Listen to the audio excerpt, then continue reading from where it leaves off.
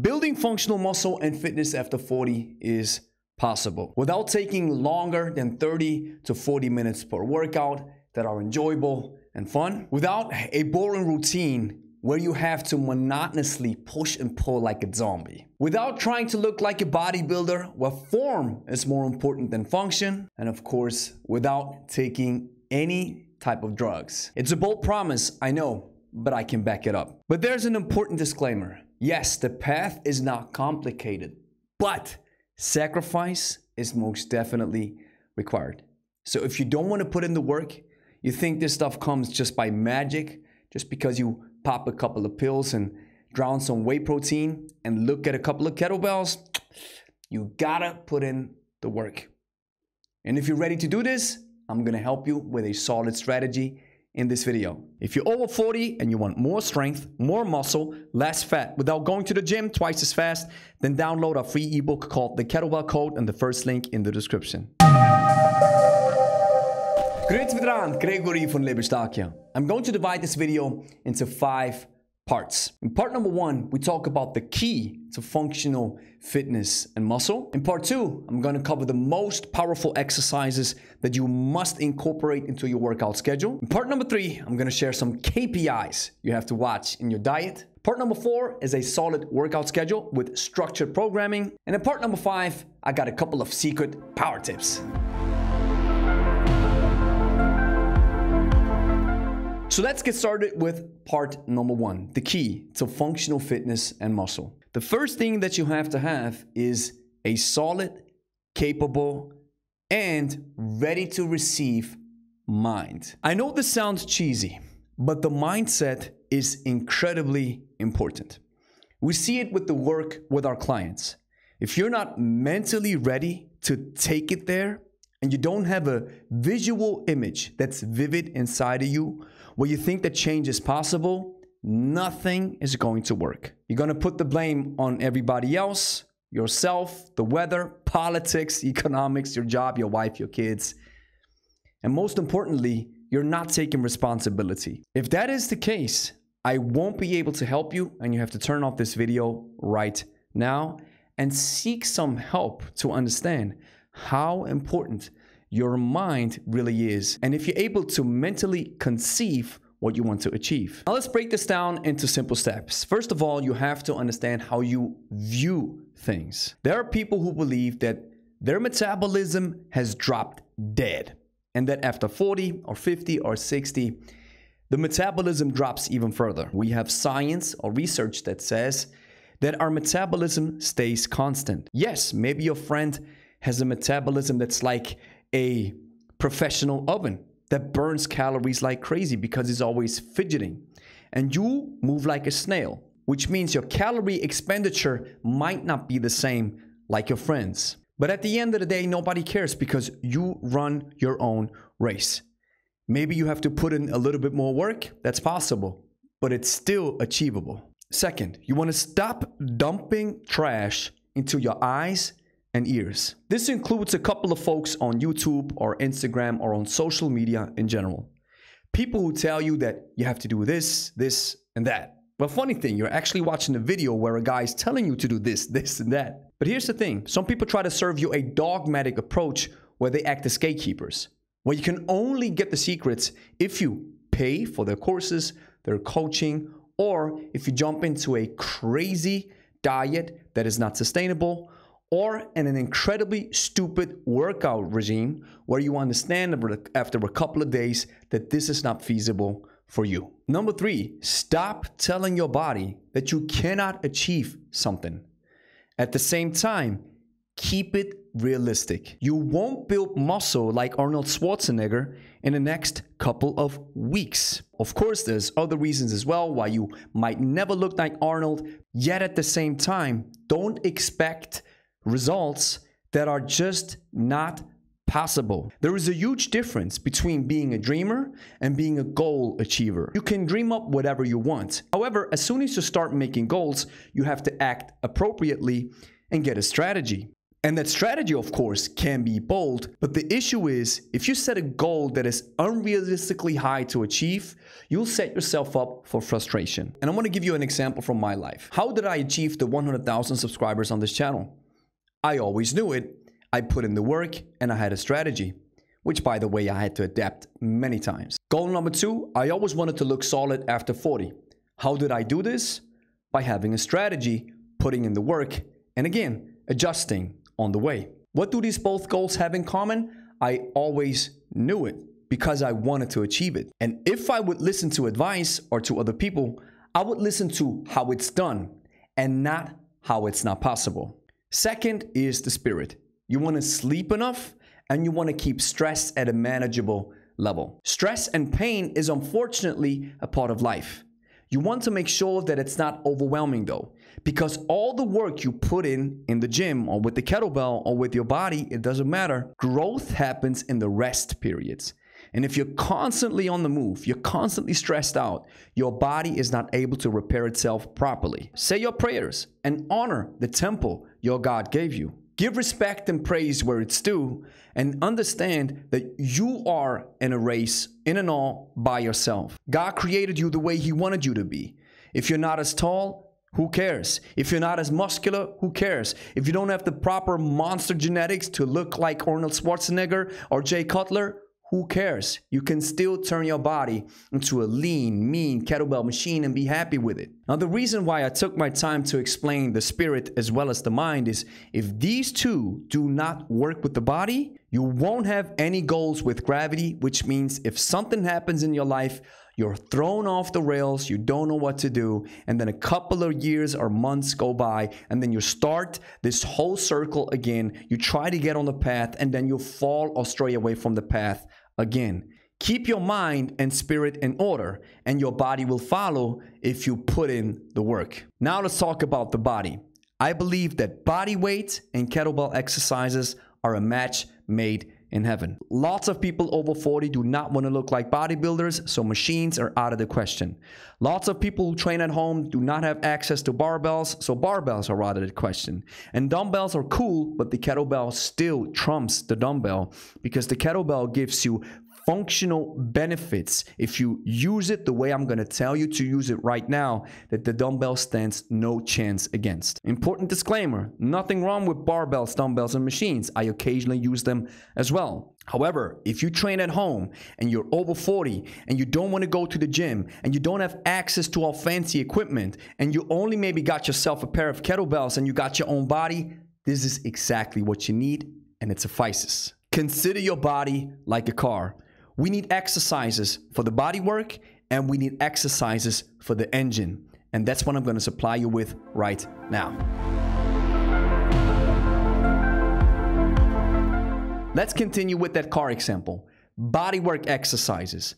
Exercises that are there to build your aesthetics, build muscle, make you stronger, and give you a powerful and lean look. The body weight push-up, the pull-up, the row, dips, squats, burpee, renegade rows, and the windmill. Exercises that you need to build your engine are the ones that you do with the kettlebell. These include the clean, the jerk, the snatch, the swing, and the clean and jerk. Now here's the reason why I came up with these exercises. Bodywork exercises follow the rules of hypertrophy or the rules of building muscle. If you use your body weight, you'll always engage your whole body into the movement. This means you won't build no imbalances, you won't look like a bodybuilder, but you get that lean, athletic muscle that 99% of people over 40 want. The reason why I include exercises for your engine are, we still want to build our cardiovascular output for lots of health reasons. I want a strong heart, which is, by the way, one of the most important muscles that the body has. However, there's another reason to it. The stronger and the bigger the engine is, the more output I have with the body work exercises. This means I don't have to rest as long. I'm ready to go. I can pump up a couple of more reps. So many benefits come along with having a strong and powerful engine. And just in case if you're wondering what kind of kettlebell I'm using, it's the Pro Kettlebell by my friend Nikolai Pukhlov, proudly made in the USA. There's 5 things that I love about the Pro Kettlebell. Number 1, the contoured arm pockets that fit well on the clean as well as with the snatch. This means beginners will feel right at home and professionals can get rid of their calluses on their forearms. The second thing I love is the high quality texture finish on the handle, which doesn't turn your hands into hamburger meat when you do lots of swings and ballistics in general. And this also means that you don't have to use a lot of chalk. Number 3 is the ergonomics. The Pro Kettlebell is a little bit smaller than the standard competition kettlebells, which means the weight sits closer to your center of mass. You feel it in the rack position, and you get that immediate superflow feeling when you engage into the ballistics. Number 4 is the wide hollow core base, which makes it a safe option if you do kettlebell exercises on the floor, such as a handle push-up. Number 5 is the second grip because of the wide hollow core base, which lets you do curls and presses and exercises that you can't do with other kettlebells. There are even more benefits, such as a safe option of a magnetic weight chip that you can add inside the hollow core base of your kettlebell and make it heavier. Check the link in the description to get your Pro Kettlebell right now.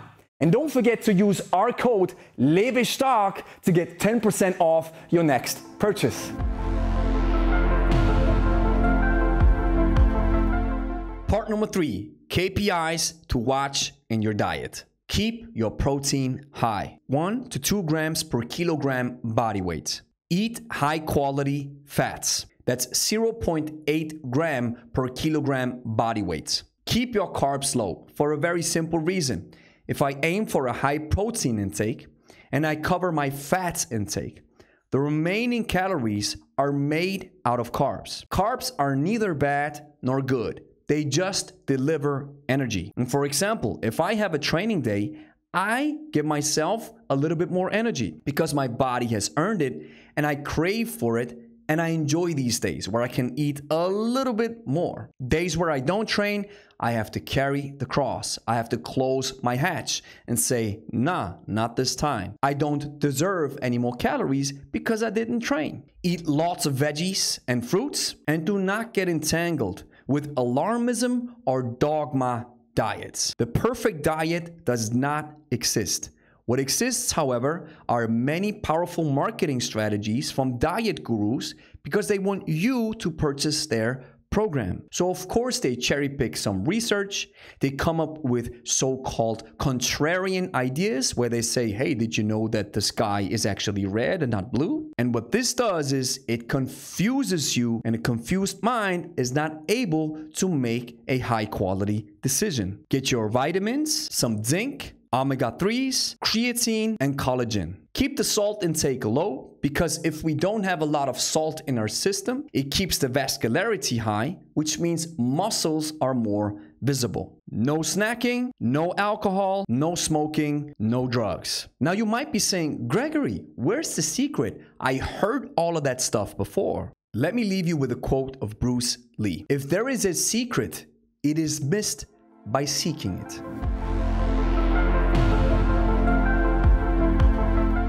Part number 4, the training and the workout. Let's check out the body work exercises. We have the push-up, the pull-up, dips, squats, and the burpee. Even though I've added the renegade row and the windmill into the mix, we're going to use them as assistant or advanced exercises to mix things up. Here's a very simple approach. Body work exercises is part 1 of your workout. 10 push-up, 10 pull-up, 10 dips, 10 squats, and 10 burpees. That's 50 reps total. This is 1 set, and you do a maximum of 2 to 3 sets. This is day 1 of your workout schedule. On day 2, you can substitute the pull-up with the renegade row and the burpee with the windmill. And if you do the windmill, you do 10 reps per side. If you're just starting out, here are the simplified exercises for beginners that are still most bang for your buck. Knee push-ups instead of the regular push-up, kettlebell rows instead of the pull-up, dips on the kettlebell instead of with your full body. And with the burpee, you can see right here I have a modified version that is way less taxing than the regular version. And with the windmill, instead of keeping the kettlebell overhead, you can keep it close to your body and lower it down to the floor. We call this the low windmill. Follow the rep principle. You want to rest as briefly as possible in between the exercises. Once you've done all exercises, you rest a full minute. Now, the first part of your workout shouldn't take longer than 15 minutes, so plan your sets accordingly. The second part of the workout are the engine exercises. Part number 2, we have the clean, the jerk, the snatch, the swing, and the clean and jerk. Again, we keep a very simple protocol. We do 10 cleans per side, 10 jerk or push press per side, 10 snatch per side, 10 swings per side, and 5 clean and jerk per side. Again, once you've done all exercises in the circuit method, you have 1 set, and you want to do up to 3 sets. Again, follow the 15-minute rule. If you can only do 1 set in 15 minutes, so be it. Build up capacity. We don't want the total workout to take longer than 30 minutes. The body work and engine exercises should always be done together. Always follow the 15-minute rule. Part 1 shouldn't take longer than 15 minutes, and part 2 shouldn't take longer than 15 minutes. Train a maximum of 3 times per week. You can also get some serious results if you only train once per week, but if you want maximum results in a very short time frame, aim for 3. However, keep this in mind. The frequency over the year is more important than the frequency over the week. Rome wasn't built in a day. In part number 5, I'm going to share a couple of power tips. Power tip number 1, shave your body. Your muscles will be more visible. Yes, your arms, your chest, your abs, your legs, everything. If you don't want to shave your body because you think this goes against the principle of being a man, don't. But don't be mad with those who do. Power tip number 2, a low body fat percentage makes you look more muscular. I'm the lightest I have ever been in my life. And I have people criticizing me for having something under the hood or using some TRT or whatever the type of buzzword that is currently on YouTube. However, what I'm creating is an optical illusion. I have a low body fat percentage, which means the muscle is more visible because fat is not obstructing the view. Power tip number 3, watch your body move when you train. It is not just a powerful feeling to see your muscles in action, but it can also help you develop a clearer and better mind-muscle connection. If you see that your shoulder, your triceps, your biceps, and your chest are working during the push-up, you can focus on it way more. So if you have the luxury of training at home, take your shirt off. Power tip number 4, stay moving during your rest periods. Keeping your body in movement is a critical key. You only want to sit down and catch your breath if you absolutely have to. And if you want to catch your breath, and this is something that you can also do while you're moving, inhale through the nose, exhale through the mouth. Power tip number 5, I already mentioned it. Rest as briefly as possible. We call it the rep principle. If you're not doing maximum strength work, but you go into conditioning and building muscle, you don't need to rest as much. The most important rest happens after the workout is done. And the final power tip, keep your mind in a good place. If you want to change how your body looks, you even have some bold goals like getting a six-pack and looking awesome in front of the mirror, jumping into that fountain of youth, that people will look at you and think, bro, you're never over 40. Then it is crucial that the captain of the ship, which sits right here, is able to cruise the ship and steer the ship into the proper direction. I can't tell you how many times people got shipwrecked because they listened to outside sources, to people who did not understand the mission that they had. Do not ask people for advice who don't A, engage on the same mission like you are engaging on, and B, are not professionals who can give you some high quality advice. So shield this and this, like I mentioned in the beginning, when you're on the path, to not stray from the path. Here's the next thing that you have to do. Clean and press that like and subscribe button. Share with a friend who's also interested in kettlebells, and if you made it this far, Download our free ebook called The Kettlebell Code in the first link in the description. If you're over 40, 50, or 60, and you want to build muscle with kettlebells, with body weights, and you don't want to spend a lot of time training, but you still know you got to take care of your fitness, then the kettlebell is perfect for you, and by extension, my ebook. So download it right now. It is 100% free.